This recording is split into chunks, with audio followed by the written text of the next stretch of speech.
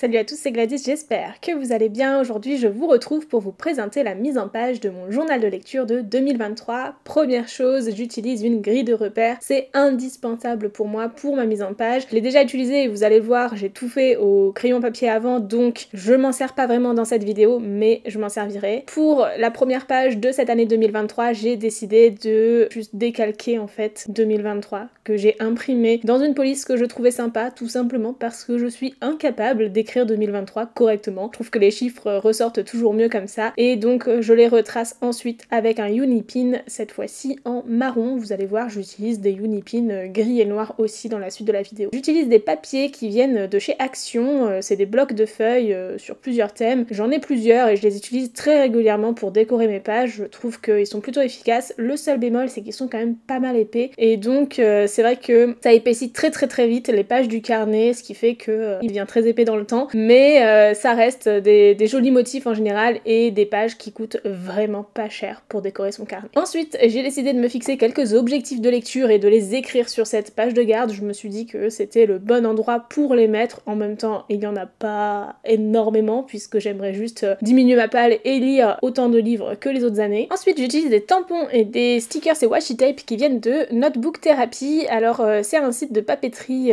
japonaise et vous trouvez plein de choses là-bas, en particulier des carnets de lecture que je trouve géniaux. Alors je vous ai pas dit, le mien vient de la boutique de Margot. Et pour ce qui est de Notebook Therapy, vous avez le lien en description, ainsi que le code PEPITE10 qui vous permet d'avoir 10% de réduction si jamais vous souhaitez commander sur cette boutique. Les délais de livraison sont un petit peu longs, mais la qualité des produits est tellement au rendez-vous que je recommanderais toujours sur cette boutique dès qu'il y a des collections qui me plaisent. Donc j'utilise ici les collections Light Academia et Vintage Rose que j'aime beaucoup et je m'en sers dans tout le thème de ce journal de lecture. Alors vous voyez ici, j'ai utilisé une pince pour déposer mes petits stickers et washi tape. J'ai arrêté d'utiliser très rapidement parce qu'en fait juste c'est long, c'est très long, c'est plus esthétique que les prendre avec les doigts et ça évite d'avoir de la colle sur les doigts, mais c'est long. Pour finir ma page et l'habiller un petit peu, je rajoute des petits points, des petites étoiles, histoire de fondre un petit peu l'ensemble et j'aime beaucoup le rendu, c'est quelque chose que je fais très souvent. Donc là je le fais avec un Unipin en pointe 0.1. On passe ensuite à une page que j'aime beaucoup, une double page qui reprend du coup un peu mes objectifs de lecture de l'année, mais surtout focus sur mon Discord puisque ce sont les 12 livres à lire cette année, les 12 livres que l'on lira en lecture commune sur mon Discord. Et pour commencer cette page, eh ben, j'ai tout simplement utilisé un rouleau de washi tape vraiment sympa qui vient du kit Vintage Rose, ainsi que des papiers de chez Action et aussi des feuilles de papier, alors qui elles viennent d'un vieux livre tout simplement que j'ai déchiré. C'est pas ouf, mais ça fait le job et on me demande souvent d'où viennent les pages de papier. Et bah voilà, y a rien de plus simple que de prendre les pages d'un livre que vous n'aimez plus, que vous voulez plus lire et qui pour vous, à vos yeux, n'a pas beaucoup de valeur. J'écris ensuite le titre de cette double page, toujours sur un papier de chez Action, cette fois-ci avec un feutre qui est un Tombow ABT, avec la pointe du coup de calligraphie. Alors je suis loin d'être une experte en calligraphie, j'essaye de m'améliorer de plus en plus avec le temps, et donc là je l'ai pris en noir tout simplement. Ensuite je viens découper le tout, coller tout ça, et je dispose mes couvertures de livres. Pour ce qui est des couvertures de livres, on me demande très souvent comment je fais pour les imprimer. Et bien tout simplement, j'utilise PowerPoint. Alors chacun utilise le logiciel qu'il veut, vous pouvez passer par n'importe quel logiciel, mais sur PowerPoint on a une possibilité, c'est de changer la taille de la page en mettant une page A4 et ensuite de régler la hauteur des images en centimètres, et c'est ce que je fais, et je règle la hauteur des images en centimètres pour la taille que j'ai besoin. Ici je crois que c'est du 4 cm de hauteur. J'imprime le tout en qualité optimale sur du papier autocollant et je découpe ça au massicot et voilà, c'est fini. J'utilise également des stickers de notation étoile qui viennent de ma propre boutique. Vous avez le lien en description et il y a un code promo sur ma boutique qui est constamment actif. Si vous achetez 5 planches de stickers, vous en avez une offerte dans les 5. Donc ça peut vite valoir le coup si vous l'utilisez. En plus vous pouvez l'utiliser plusieurs fois si vous faites des très grosses commandes. J'ai utilisé également différents tampons et des petites étoiles comme toujours et voilà, on passe ensuite à la page suivante, une page que je vais décorer de manière similaire histoire que ça aille ensemble. Et donc comme vous le voyez, je colle mes papiers avec un rouleau de colle. Je trouve ça beaucoup plus simple à utiliser que d'utiliser directement de la colle en bâton. Je trouve que c'est vraiment hyper pratique les rouleaux de colle comme ça. Ceux-là viennent de chez Amazon, ils sont pas forcément donnés, c'est un gros lot en fait, je crois qu'il y en a 16 ou quelque chose comme ça, et en fait je les utilise tellement tout le temps que j'en achète plusieurs fois dans l'année, mais après, je les utilise aussi pour ma boutique, pour coller certaines choses et en particulier faire fermer les enveloppes. J'ai donc noté tous les livres que j'avais dans ma pile à lire déjà en 2021 et il y en a beaucoup. Il y a beaucoup de livres donc qui sont là depuis au moins 2 ans. J'essaie de décorer un peu cette page. L'objectif ici c'est de cocher au fur et à mesure ces livres-là quand ils sont lus, les barrer si je m'en sépare, mais c'est pour voir un peu l'évolution de ma pile à lire et avoir une vision finalement de son évolution dans le temps, voir qu'est-ce qui reste et qu'est-ce qui finalement est ajouté dans le temps. Encore une fois, je décore cette mise en page avec des stickers de chez Notebook Therapy, les sets Vintage Rose et Light Academia, puis je rajoute des petites étoiles, des petits points, histoire d'homogénéiser le tout. J'aime beaucoup ça. On passe à la suite et ça va être les reliques de ma palle, mais cette fois-ci de 2022. J'ai décidé de séparer les deux parce que je trouvais ça beaucoup plus pertinent finalement d'avoir une vision d'ensemble de ma pile à lire sur ces 2 années-là et différencier. Ça me permet de voir quels sont les livres qui sont là depuis presque 2 ans et quels sont les livres qui sont là depuis presque 1 an. Et je trouve ça intéressant pour évaluer un peu combien de temps un livre peut parfois rester dans ma pile à lire avant que je le lise. Sachant que dans les reliques de ma palle depuis 2021, il y a des livres qui sont là depuis plusieurs années quand même. Je suis pas remontée plus loin encore. Donc c'est toujours la même méthode, hein. J'écris le titre de ma page avec mon Tombow ABT, je l'écris au ciseau et puis je commence à disposer les choses directement sur ma page histoire de voir une vue d'ensemble avant de commencer à coller les différents éléments. Donc là j'essaye, hein, je fais plusieurs tests, je vois qu'est-ce qui va pas et vous allez le voir, finalement j'ai trouvé que ce bout de papier marron ne correspondait pas tout à fait à ce que j'avais besoin, donc je le redécoupe, j'en refais un autre et jusqu'à avoir les formes qui correspondent vraiment à ce que je souhaite et à ce que j'imaginais. C'est souvent la partie la plus longue, on la voit pas beaucoup dans les vidéos parce que justement j'essaie de couper un peu tout ça pour que ce soit digeste pour vous, sachant que j'ai passé 6h30 à filmer cette vidéo et clairement, soyons honnêtes, j'avais 6h30 dans ma caméra, mais je pense que j'ai dû passer 7h30 parce que il y a un bout qui n'a pas été filmé. En général, je le fais sur plusieurs jours et ici c'est aussi le cas, j'ai filmé sur 2 jours différents. La magie du montage fait que tout est collé d'un coup, mais en réalité c'était bien plus long que ça à faire et je découpe bien tous les coins, les rebords en retournant la feuille pour voir où est-ce que je dois couper exactement pour ne pas déformer les pages de mon carnet. On passe ensuite à l'utilisation de stickers qui eux viennent de la boutique de Mohrenkerst. Alors je le prononce très très mal, c'est une boutique de stickers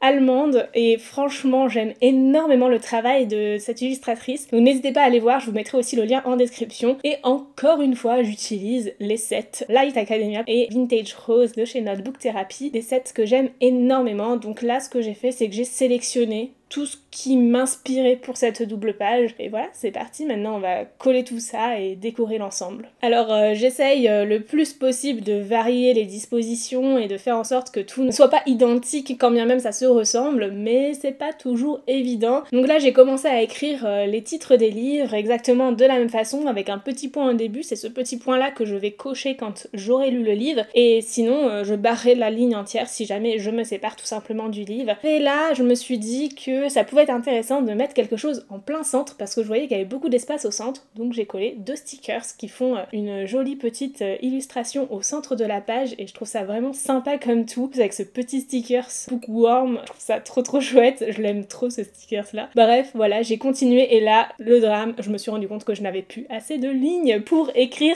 tous les titres de livres qui étaient dans ma pile à lire depuis 2022. Sauf que j'en avais pas non plus encore à écrire pour faire l'équivalent d'une page complète, donc j'ai décidé de prendre un petit bout de feuille de carnet qui vient d'un ancien carnet que j'ai de la boutique de Margot. J'ai coupé des pages à la fin du carnet tout simplement. Donc j'ai décollé un petit peu mon papier. Alors c'est ça qui est pratique avec la colle en rouleau, c'est que ça se décolle quand même un peu. Alors c'est pas forcément évident à décoller, ça se déchire parfois, mais ça se décolle quand même un peu quand on est délicat. Et j'ai noté juste les petits titres qui manquaient pour faire un petit encart supplémentaire, un petit bout de page. C'est drôle, j'aime bien avoir ce côté dépliant. Et je pense que j'aimerais avoir encore plus de choses qui se plient et qui se déplient dans mon carnet à l'avenir. Mais voilà, ça permet juste d'avoir ces petits titres de livres qui manquaient. Et en plus de ça, bien évidemment, on n'oublie pas de couper le coin pour garder l'arrondi des pages du carnet parce que sinon ça gâcherait tout une fois le carnet fermé. Et maintenant, on passe à la page suivante qui est une page dans laquelle je vais suivre, alors la réduction de ma pile à lire, peut-être pas, son évolution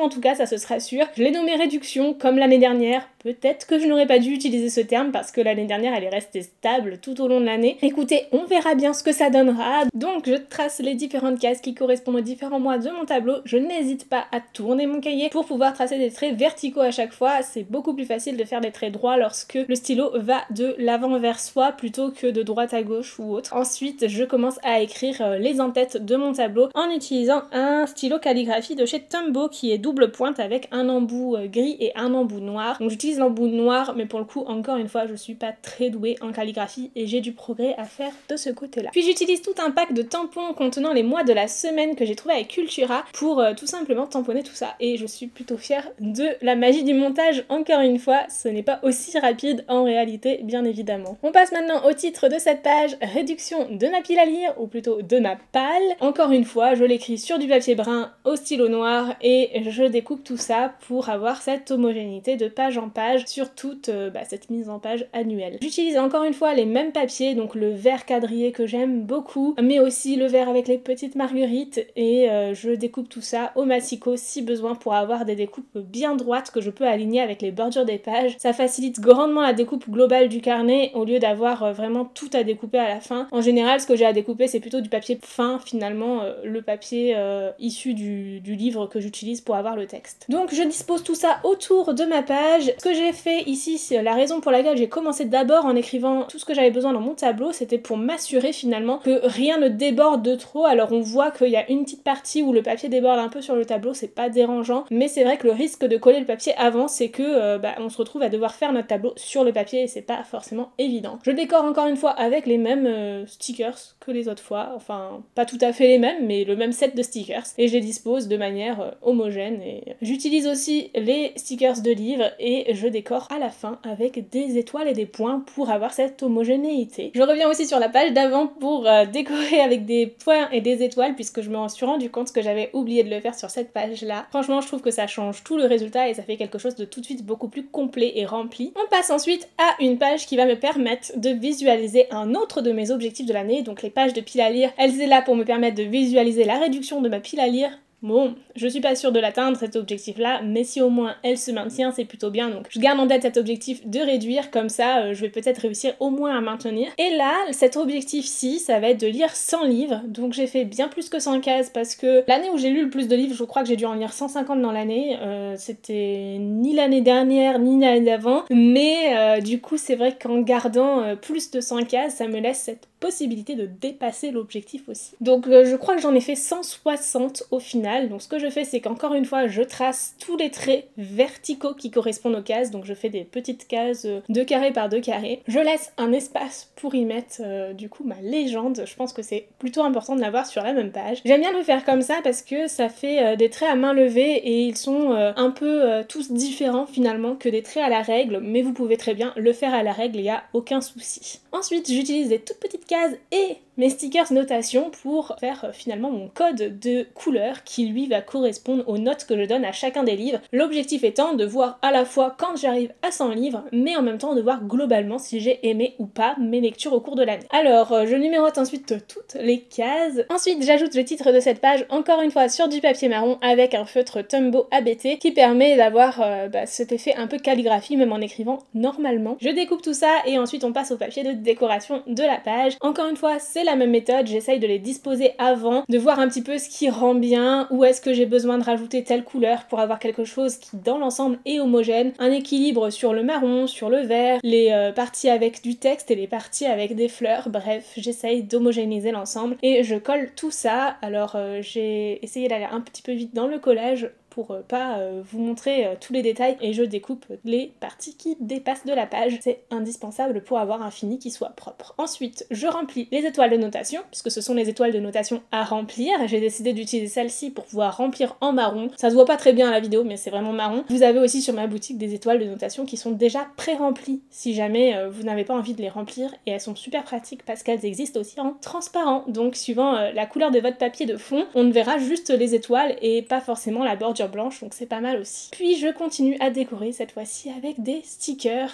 qui viennent encore une fois des différents packs que je vous ai présentés, des tampons aussi, des petites étoiles, des petits points pour finaliser la page. Et voilà, franchement je suis très contente du résultat. Il me restera plus qu'à compléter la couleur des différentes cases au fur et à mesure que je lirai un livre avec une couleur qui correspond donc à la légende et donc à la notation que j'aurais donnée au livre. On passe ensuite à toutes mes sagas en cours. Alors j'ai compté toutes les sagas que j'avais en cours et les sagas que j'étais sur le point de commencer, donc dont j'avais les premiers tomes dans ma pile à lire. Ce que j'ai fait, c'est que j'ai découpé des pages à l'intérieur de mon journal pour en faire un genre de petit livret à l'intérieur, qui va être super pratique et très rapide à décorer du coup parce que je décore qu'une double page pour l'équivalent de 10 doubles pages, donc ça c'est trop cool et ça va super vite. C'est quelque chose qu'on voit dans pas mal de journaux et je vous avoue que je me suis un peu inspirée de d'autres personnes à force de voir ça. C'est pas quelque chose que j'ai inventé, mais allez-y si jamais ça vous inspire aussi, faites-le, c'est vraiment super chouette. Je crois que c'est un peu la nouveauté de cette année 2023, c'est que j'ose enfin découper dans mon journal de lecture, ce que je n'ai pas fait les autres années. Donc vraiment je suis trop contente. J'ajoute mes petits papiers de décoration sur les contours, les sagas en cours pour le titre, des petites étoiles, des petits points, ça va très très vite pour cette page là parce qu'il n'y a pas forcément la place de mettre beaucoup de décoration. Et ensuite j'utilise le Tombow ABT en teinte N95, c'est un gris très clair qui est plutôt discret et que j'aime beaucoup, je l'utilise assez souvent. Il me permet d'avoir mes petits points qui vont être finalement mes repères de début de nom de saga et vous allez le voir, je vais rajouter du coup tous les titres des sagas et ensuite avec ce même Tombow ABT je rajoute le nombre de points qui correspondent au tome cette fois-ci. Donc ce que je vais faire c'est que je vais cocher à chaque fois le nombre de tomes que j'ai lus pour le moment dans la saga et je cocherai du coup le premier point de la ligne une fois que j'aurai terminé la saga, ce qui me permettra de voir beaucoup plus rapidement quelles sont les sagas que j'aurai terminées dans l'année. Ces nombres de points que j'ai mis par tome, j'ai essayé de mettre ceux qui étaient annoncés, ceux qui étaient publiés sûrs, mais voilà, quand je pouvais mettre ceux qui étaient annoncés aussi, je l'ai mis. Comme ça, ça me permet de voir un petit peu où j'en suis dans ces sagas et dans les futures parutions aussi. Donc je note tout ça, c'est pas forcément très rapide à faire, je vous passe un petit peu en accéléré les choses parce que vraiment c'est pas forcément intéressant de revoir encore et encore la même manière de noter. On passe à la dernière page et celle-ci j'ai eu un petit bug et j'ai pas pu tout filmer donc j'ai pas forcément toutes les images du début. C'est une page sur laquelle vous allez retrouver du coup toutes les parutions à venir dans l'année. Alors je suis pas forcément fan de la couleur que j'ai choisie, j'aurais peut-être pas choisi ce orange là. J'ai coupé mes pages au milieu pour pouvoir avoir 3 colonnes de chaque côté, enfin je sais pas comment l'expliquer, mais avoir plus de colonnes et vraiment le faire sur une double page mais en même temps avoir des colonnes assez larges. En l'utilisant je trouve que c'est encore pas assez large et parfois j'ai pas assez de place juste avec les lignes pour chaque mois par rapport à tout ce qui me fait envie. Donc peut-être que je vais essayer de me mettre une limite aussi et de ne pas utiliser forcément toutes les lignes à chaque mois. Bien même, il y a plein de choses qui me font envie.